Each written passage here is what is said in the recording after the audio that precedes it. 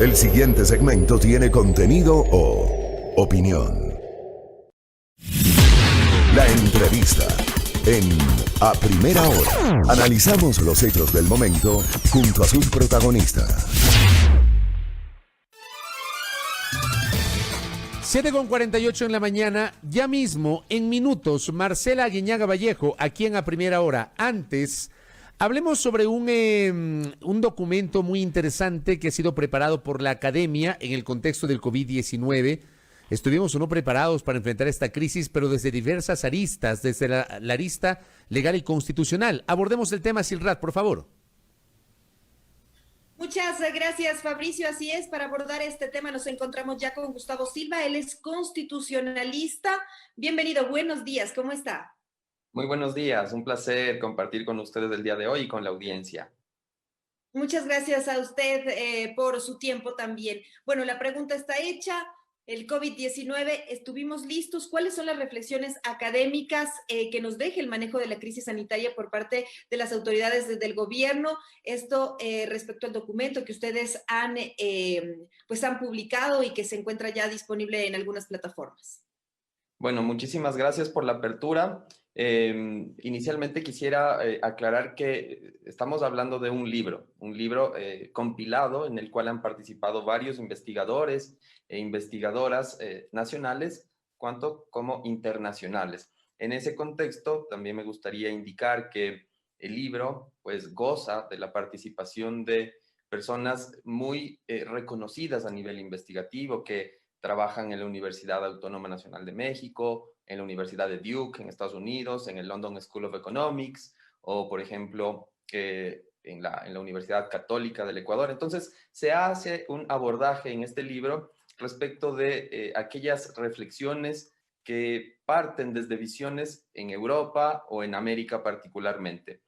Adicionalmente, claro, obedeciendo a esta lógica que yo estoy explicando en este momento, se presentan reflexiones de lo que ocurrió en Brasil, por ejemplo, o lo que ocurrió en España, o lo que ocurrió en la Argentina, lo que ocurrió en Ecuador también. Entonces contamos, por ejemplo, diría yo, con la participación, estamos muy honrados de contar con la participación de a lo mejor los dos filósofos más importantes de América, que son Enrique Dussel y Walter Miñolo. Enrique Dussel, conocidísimo por sus teorías de la liberación, y Walter Miñolo por sus estudios decoloniales. Además contamos con Blanca Rodríguez Ruiz, destacada jurista española que ha sido profesora, como decía, en el London School of Economics, profesora invitada en Yale, ¿no es cierto?, en Stanford, y que actualmente trabaja en la Universidad de Sevilla. Entonces, en razón de aquello, las reflexiones son varias. Por ejemplo, en el primer capítulo, Blanca Rodríguez Ruiz habla sobre una reflexión político-jurídica a partir de Thomas Hobbes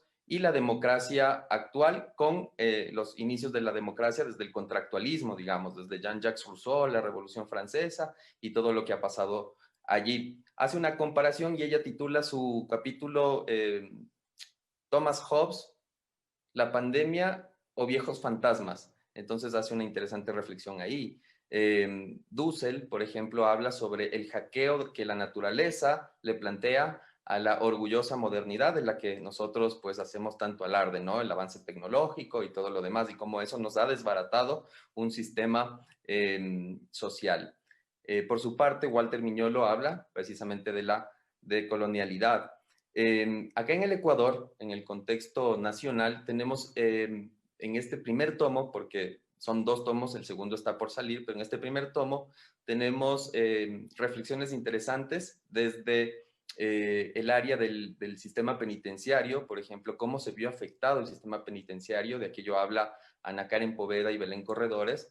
También se habla sobre el derecho a la salud y el estado inconstitucional de cosas, de aquello habla Efrén Guerrero, que fue decano de la Facultad de Derecho de la Universidad Católica.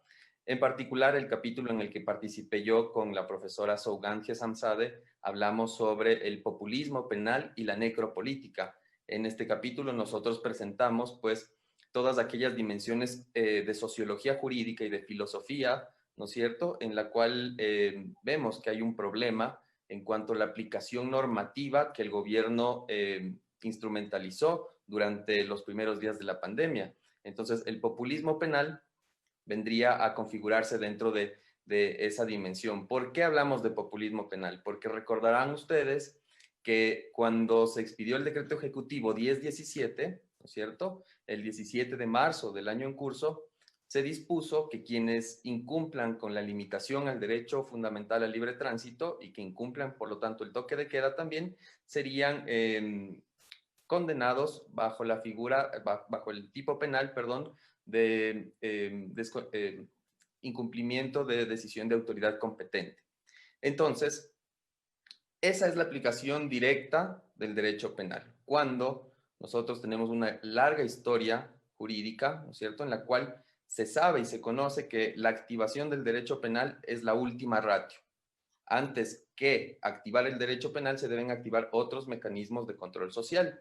Y es por eso que del 16 de marzo, es decir, desde el 17 de marzo, perdón, hasta el 25 de marzo, ¿sí?, se llegaron a procesar a 1,015 personas. Y yo recuerdo curiosamente una declaración de la ministra María Paula Romo en la que llamaba la atención a la ciudadanía y decía, ¿cómo puede ser posible que existan más presos por incumplir el toque de queda que contagiados de COVID? Entonces, hablamos de populismo penal porque esa activación del derecho penal hizo que la gente sienta o que tenga una sensación, más bien dicho, de protección por parte del Estado. Pero las consecuencias de activar el derecho penal sin antes haber activado medidas más beneficiosas para la persona conlleva a situaciones graves. Entonces, esos 1,015 procesados fueron los que llevaron el COVID-19 a las cárceles y ahora tenemos un grave problema ahí intramuros, digamos, como Ahora, en la Corte Interamericana. permítame hacerle una observación y quisiera preguntarle, respetando los derechos, las leyes vigentes en el Ecuador, ¿cómo debía entonces efectuarse el control y las sanciones a quienes no respetaron las disposiciones de bioseguridad, como en su momento quedarse en casa, toque de queda, utilizar mascarilla, e incluso hasta antes de que termine el estado de excepción? Se hicieron fiestas ilegales, lugares de reuniones clandestinos sin medidas de bioseguridad. Tampoco se debía sancionar estas conductas. ¿Cuál debía ser entonces el accionar de las autoridades del gobierno? Bueno, efectivamente, había que ejercer control. Eso es indudable porque es necesario y lógico. Entonces, lo que se debía hacer es lo que sí el gobierno efectuó, pero 9 días después del decreto ejecutivo 1017. ¿Qué fue? Graduar la sanción, modificar la sanción penal por una sanción administrativa. Entonces, después el COE Nacional dispuso que ante el incumplimiento del toque de queda o de la limitación al derecho al libre tránsito, las personas iban a tener una sanción administrativa. Si volvían a recurrir en el incumplimiento, tendrían una sanción administrativa más fuerte. Y ante el tercer incumplimiento, pues ahí sí ya se les procesaba por el delito de incumplimiento de decisión de autoridad competente. Eso es importante para mantener el sistema democrático, para mantener el sistema constitucional. Y el mismo COE se dio cuenta de aquello. Y después de esta resolución del COE del 24, de marzo, que entró en vigencia el 25 de marzo, días después, inclusive la Corte Interamericana de Derechos Humanos y la Comisión Interamericana de Derechos Humanos presentaron resoluciones en las cuales exhortaban a los estados a tomar esta perspectiva que yo le estoy comentando para, pues, precautelar precisamente los derechos fundamentales de las personas. Es decir, yo le voy a responder a lo mejor con una pregunta. ¿Cómo es posible que yo, por de repente incumplir el toque de queda, por diversas razones, ¿no es cierto? Nosotros entendemos que inclusive en el Ecuador hay sectores, voy a referirme particularmente a Guayaquil, en donde la precarización de la vivienda es terrible. Entonces la gente prefiere estar en la calle porque están en espacios muy reducidos donde no existen las condiciones para guardar una cuarentena, ni siquiera aire acondicionado en una temperatura de 38 grados. Hay múltiples condiciones sociales que hacen que eso sea difícil. Entonces, vuelvo a la pregunta que le iba a plantear yo. ¿Cómo es posible que por desatender, ¿no es cierto?, este toque de queda o este derecho a la libertad de tránsito en razón de mis diversos contextos, a mí me pongan en la cárcel sin antes haberme sancionado? Y una vez en la cárcel, usted sabe qué es lo que pasa ahí. Llega usted a un lugar en donde todos sus derechos prácticamente son violados, porque conocemos los problemas del sistema penitenciario. Entonces, vemos que no es proporcional. Y aquí hay un principio muy importante en el derecho, y es la proporcionalidad. ¿Qué tan proporcional es que yo castigue con cárcel porque alguien desatiende una limitación al derecho a libre tránsito. Entonces, el COE rectificó, pero en esos 9 días hubieron graves consecuencias. La más importante, este ingreso del virus a las cárceles y después el deceso de muchos presos. Recordemos que quienes están en las cárceles son de absoluta responsabilidad del Estado. No porque hayan cometido un delito han perdido su derecho a la alimentación, su derecho a la salud, su derecho al agua, su derecho a la integridad física, ¿no es cierto? Entonces, es más, nuestra propia Constitución los considera un grupo de atención prioritaria. Entonces, quisiera hacerte una pregunta de coyuntura y de respecto también a todo el análisis que se ha hecho respecto a de la pandemia y las actuaciones precisamente de las autoridades. Se terminó el estado de excepción por decisión de la Corte Constitucional. ¿No debía pensar, más bien, esta decisión, no debía pesarse criterios médicos, criterios científicos, más que jurídicos, más que hacerlos por la vía de la Corte Constitucional? bueno, lo que pasa es que no es que la Corte ya no permitió, sino que ya no podía, por mandato constitucional propio, volverse a renovar el estado de excepción. Recordemos, por eso se llama estado de excepción, no puede volverse general, no puede volverse el estado frecuente o común. Entonces la Corte lo que hizo fue, pues, proteger los mandatos que se incorporan en el texto constitucional. Por esa parte no me cabe ninguna duda de que fue lo mejor que hicieron. Ahora, sobre las cuestiones médicas, las cuestiones de los análisis científicos, ¿no es cierto? De eso realmente no es una responsabilidad que ejerce plenamente en el derecho o que recae plenamente en el derecho, sino también es una cuestión de política pública. Y el ente que maneja la política pública de salud es el Ministerio de Gobierno y la función ejecutiva, digamos, en términos generales. Y ellos tienen la capacidad normativa para disponer cualquier cuestión que ellos consideren que sea más favorable para atender la coyuntura actual, ¿no? La coyuntura de crisis. Entonces, el gobierno tiene los instrumentos científicos y normativos para, pues, hacerle frente a esta situación pandémica. Ahora, ya para ir cerrando esta entrevista por el tema de tiempo, quisiera preguntarle a las autoridades del gobierno, precisamente el presidente Lenín Moreno la semana pasada habló del manejo de la crisis, señaló que fue positiva, incluso o sea, se refirió a un muy buen manejo por parte de las autoridades. Lo mismo nos dijo en este espacio el director del ECU 911, Juan Zapata. ¿Usted está en esa línea, o está en una línea opuesta a lo que aseguran las autoridades? ¿Cuál es la visión después de haber hecho todo este análisis que tienen ustedes respecto a las actuaciones del gobierno durante la pandemia? Claro, yo voy a ser muy directo. Estoy en franca oposición con lo que han señalado las autoridades. Y lo digo sustentado en los resultados de las investigaciones académicas que se presentan en el libro, ¿no es cierto? Particularmente quiero hacer énfasis, y lo voy a hacer porque es el capítulo en el cual yo escribí. Particularmente quiero hacer énfasis en un tema muy doloroso y creo que a todos y a todas nos causó gran dolor. Es la cuestión de la necropolítica. ¿Qué quiere decir esto?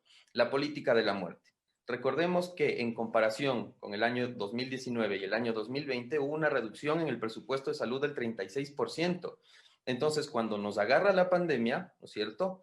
El sistema de salud está totalmente debilitado. Y vean ustedes que en Guayaquil, en el Ecuador, fue el único país del mundo en donde la gente se murió en las calles, donde quemaban cuerpos en la calle, donde la gente se moría en sus casas y tenían que tenerlos a los muertos días ahí, donde se metieron a los cuerpos en contenedores en estado de putrefacción al punto de que después no podían ni siquiera reconocer quiénes eran para entregarlos a sus familiares. Eso es algo que pasó solamente en el Ecuador.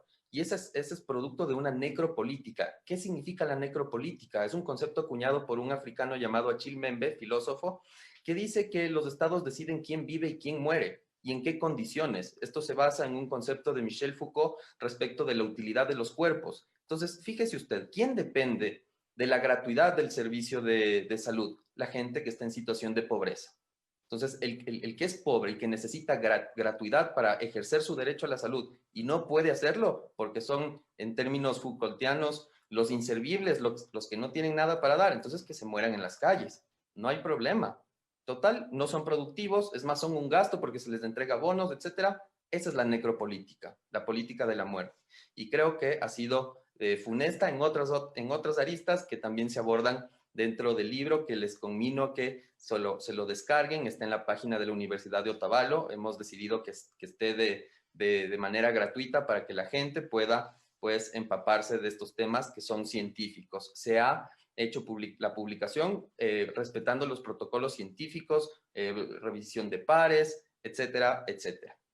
¿Cuál es la página en donde podemos encontrar el libro las personas que nos están escuchando y que estarían interesadas en descargarlo y leer este análisis que ustedes han hecho?